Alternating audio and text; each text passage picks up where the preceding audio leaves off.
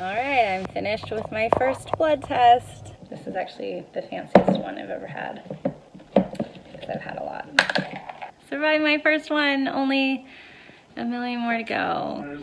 Today's video is a compilation of everything that I shared on Facebook during my 2018 frozen embryo transfer. When I first started going through fertility treatments in 2011, social media was a very different place, and infertility awareness was a very different place, and it just wasn't that common yet to share openly about that stuff. And not that I would have minded it, but I didn't have the idea to, because nobody else was. By 2018, when I did my frozen embryo transfer, it was starting to be a little bit more common to be talked about, and I got the idea to just share it on Facebook.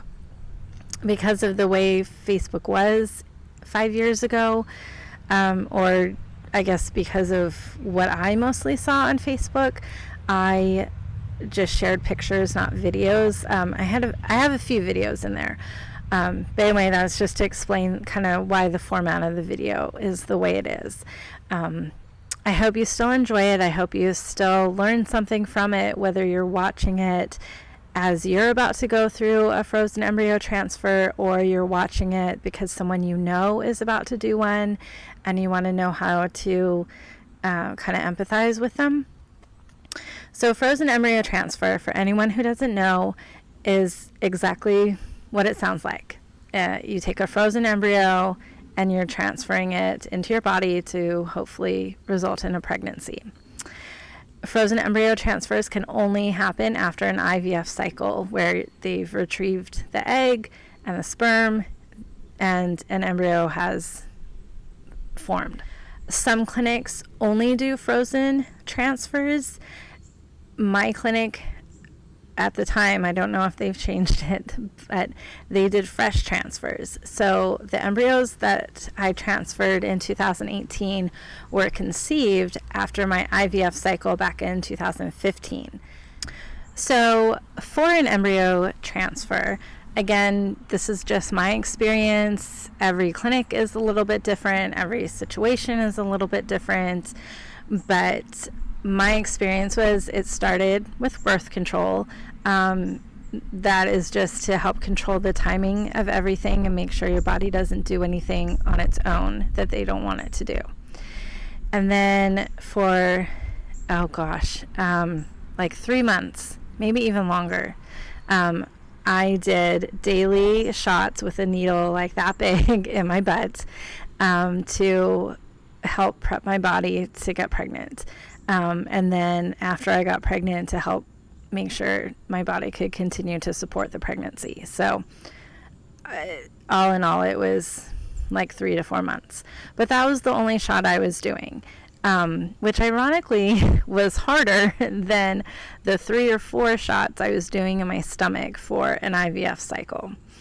There's also going to be monitoring. They're going by ultrasound and by blood work to keep an eye on your hormone levels and to keep an eye on your lining to make sure that, your body is ready to get pregnant. And then you go in and they transfer the embryo using a catheter, and hopefully that embryo implants and you get a positive pregnancy test and all is right in the world. I feel very, very lucky that that was my experience, that I did get pregnant. With every other time that I tried to get pregnant, it took me multiple attempts. So I kind of went into this thinking, okay, it's not going to work, and then we're going to have to try again. And so I was pretty surprised when it did work.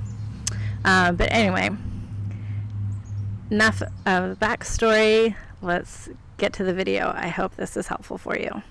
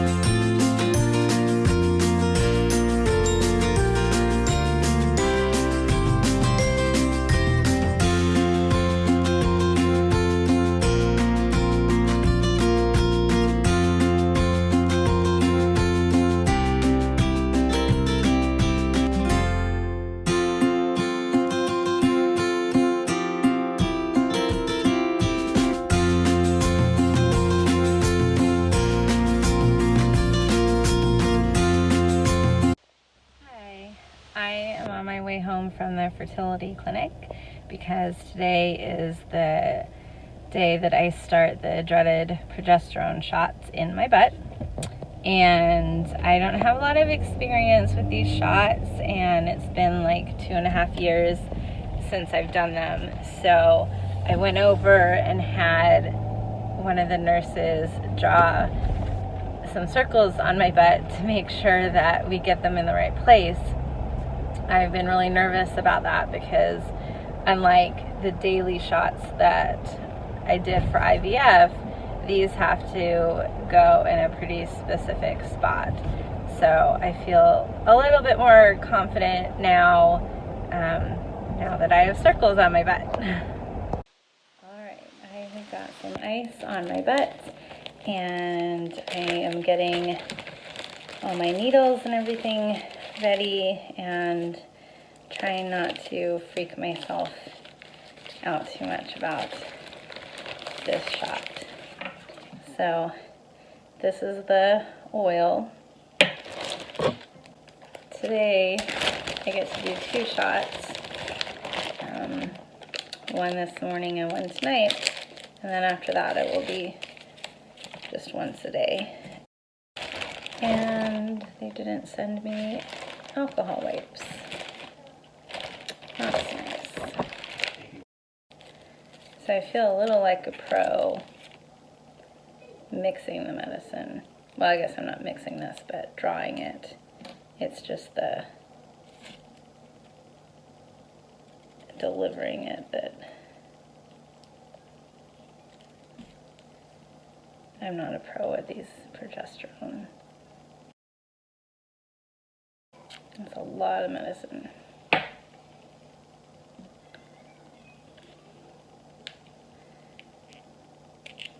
Oops. Alright, and got my fancy little sharps container. This is actually the fanciest one I've ever had, because I've had a lot. And then get the needle that will actually be delivering the shot.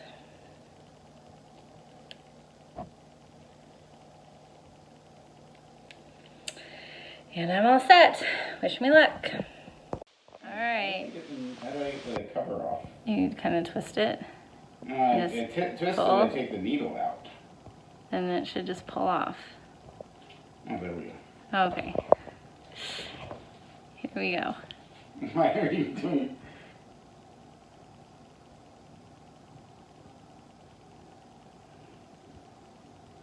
Okay, I'm not feeling it. Yay.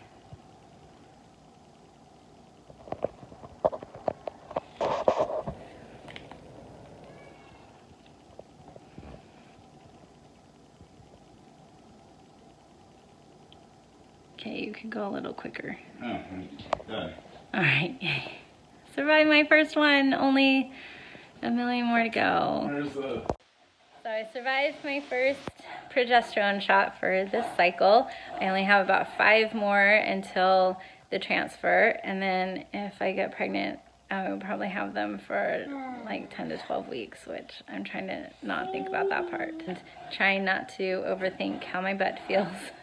Chris does a really good job giving me these shots, so I really don't feel anything, but, you know, psychologically. So we get to do it again tonight.